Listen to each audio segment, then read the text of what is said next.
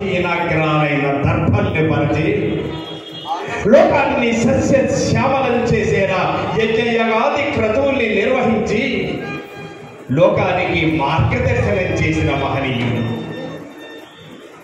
ఆయన ఈనాడు మాకు ఉపదేశించాడు. పుత్రులారా, ఈ లోకంలో శ్రీ మహావిష్ణువు దర్శనం ఎంతగానో కోరుకున్న నాకు లభించలేదు. ఒకనాటికి ఆ దర్శన భాగ్యం నీకు లభించాలి అని మనసారా ఆశీర్వదించారు మా పితృదేవుడు.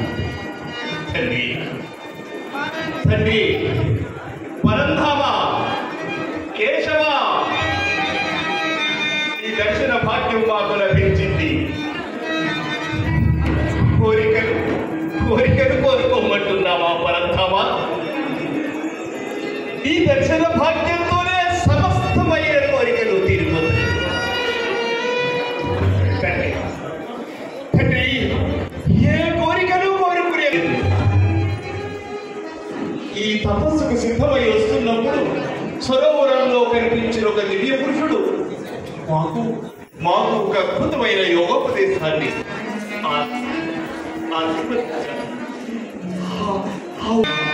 లేవు. మాకే కోరికలు లేవు. మేము ప్రత్యేకం 10 మంది, కానీ రూపంలోనూ వాక్కులోనూ నడకలోనూ నడతలోనూ మేము ఇక్కడమే తండ్రి. ఏ కోరికలు లేవు. కేశవా, నీ దర్శనమే బాగు సకల మాకు స్వర్గ ప్రవేశాన్ని ఆశీర్వదిస్తున్నావా? సతీరంగా స్వర్గ ప్రవేశాన్ని ఆశీర్వదిస్తున్నావా కేశవ? ఇంటి వరం గతకాలంలో ఎవ్వరికీ లభించలేదయ్యా. ఇటు అదృష్టం మునులకు, యోగులకు, తపశ్శాలులకు కూడా లభించలేదయ్యా.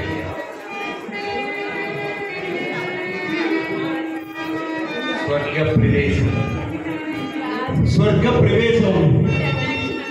ప్రవేశం ప్రథమ ప్రచేతస విన్నావా?